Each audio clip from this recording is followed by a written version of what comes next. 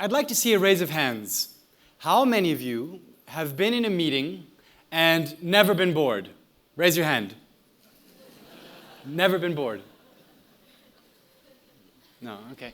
How many of you have been in a meeting and been completely and utterly bored? Yeah, look around. So why is that?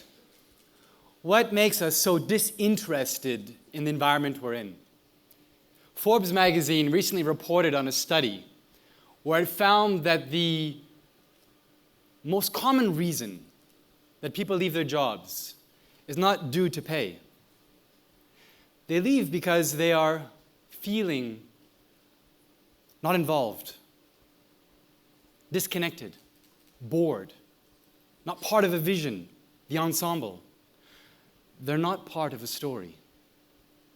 So, can you imagine a boardroom filled with passion, creative energy, a rooted connectedness of purpose?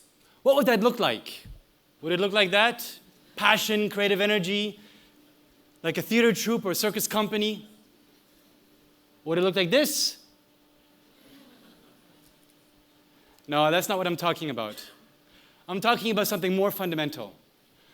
I'm talking about how we listen to one another, how we share ideas.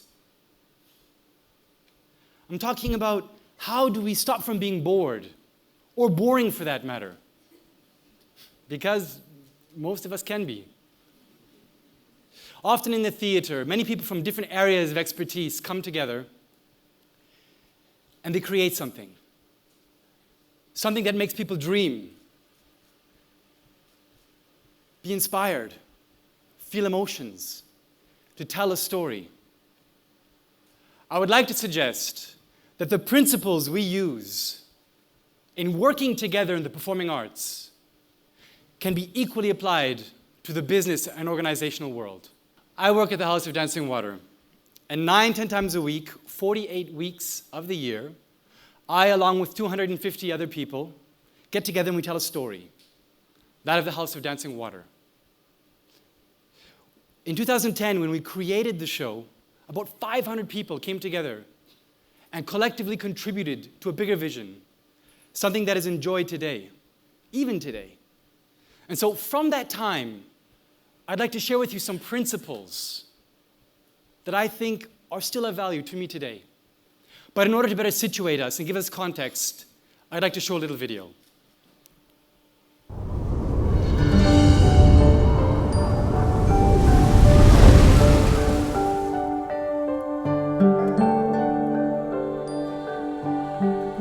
This is a technologic extravagance and a human extravagance, but it's really kind of over the top, but with emotion. It's about life, love, death, birth. It's about all of this. But the word, it's a kind of wow.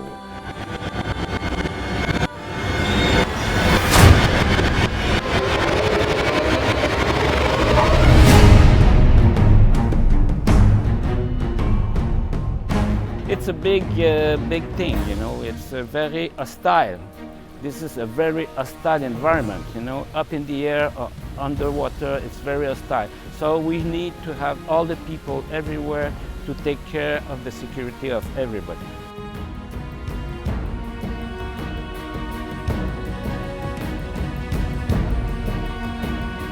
The acrobats, they are at such a level of elitism in their performance art that it becomes a question of life or death if they're not paying attention. They repeat and they repeat and they repeat exercises so that it's not just the performers, it's also all of the technical crew who are having to learn to work with what the performers are doing. And the other really big thing is that we drill into the performers is that if you feel unsafe or you're not sure about something, you don't do it. You stop.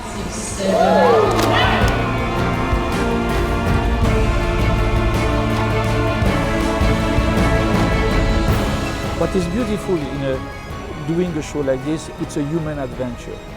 And if we work well together, the show will tell this to the audience. These people are feeling good together. It's a kind of sub-language that exists in any human collective adventure or journey.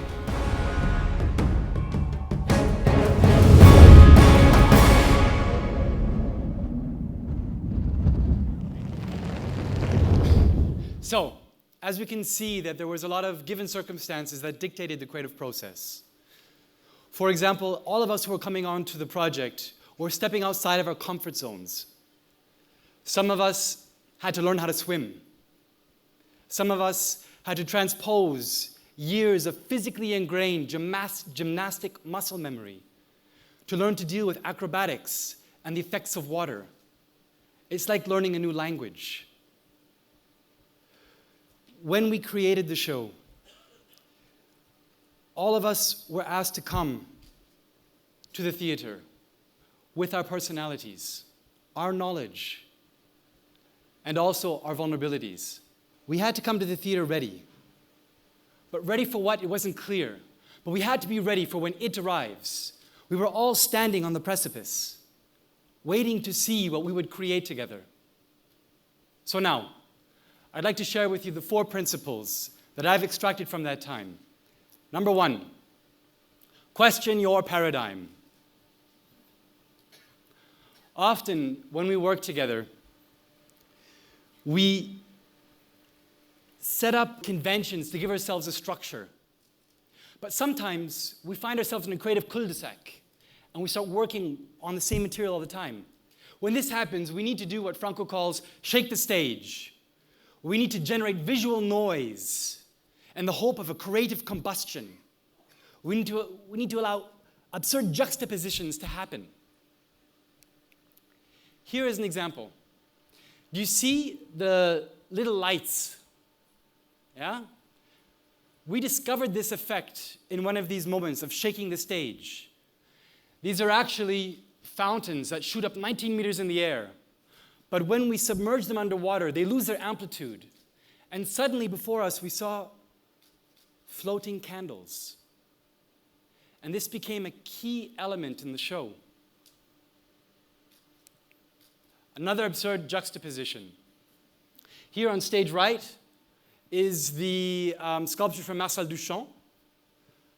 On stage left, here we have a physical representation of the quote from Irina Dan, made famous by Gloria Steinem: "A woman needs a man like a fish needs a bicycle."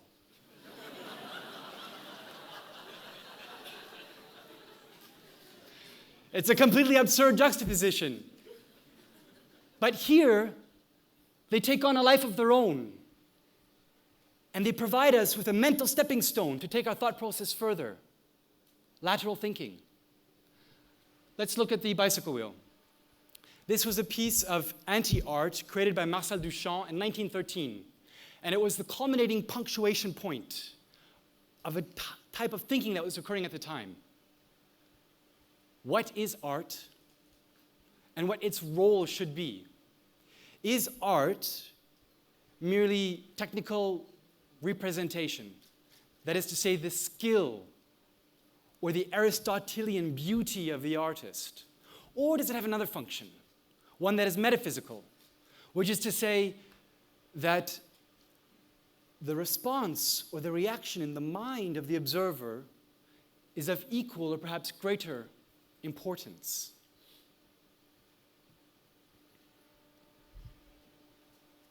Henri Matisse was once asked, "What is a great artist?"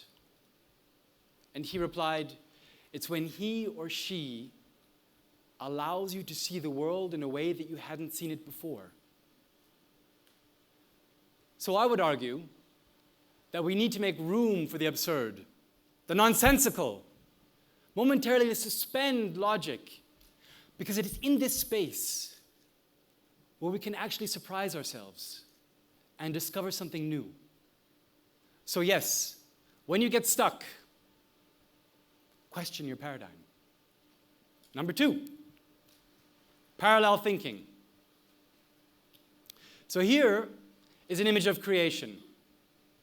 We don't use this image, but we were working on it at the time. Often when we would work, I would try to watch Franco or the lighting designer to see what they were working on. I would shadow their thinking and try to think with them and share their perspective. And then I would ask myself, how do I interact with what I see in front of me? Where should I physically position myself on stage? Should I complement the action? Or should I consciously be in contrast to it? I call this playing. When everybody thinks the same thing, it becomes groupthink. When people are butting heads, pushing their own point of view, it becomes adversarial argument.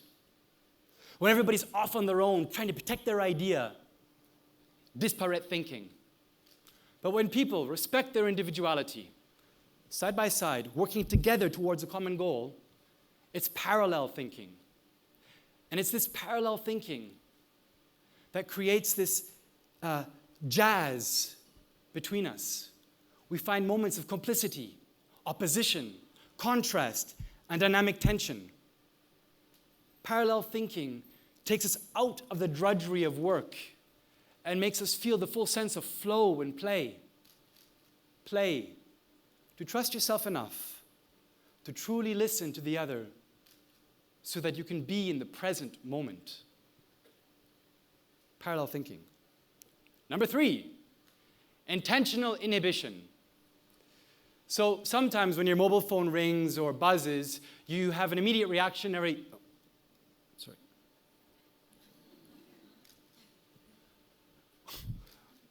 That was a joke. Sorry.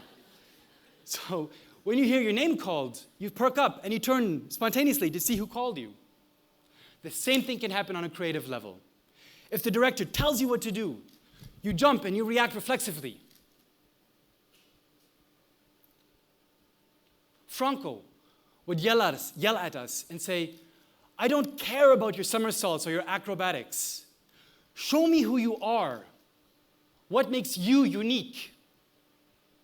He was trying to solicit us to bring an authentic self to the table.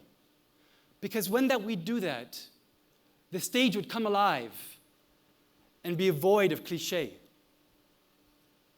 Just as on the stage, people don't only follow you because you're smart. They also follow you because they sense your authenticity and they're infected by your pleasure to do what you do. So, rather than react immediately when you're faced with external stimuli, stop. Take a second. A breath. Listen internally. Allow an emotion or a vision to come from within. And then respond. This comes from Alexander technique, which is used for musicians, singers, actors, and dancers. But I'm sure you can see how it's equally applicable to business. When your boss solicits you, rather than blindly try to give them what you think it is they want, take a second. Connect yourself to your action and practice intentional inhibition. Number 4, an idea is nothing without a vision. So when you're in the shower and you get an idea, it comes in. Be careful. They're tricky little guys. They're pretending to be fully fleshed out concepts. We've all had them. A good idea takes time to take root and to connect itself with its surroundings. I am reminded of one of the performers in the show, Gennady. He developed an idea where he could smile and a beam of light would come out of his mouth. It was a great trick. But at the time, that's all it was a trick. I'm sure eventually he'll find the right appropriate way to incorporate it.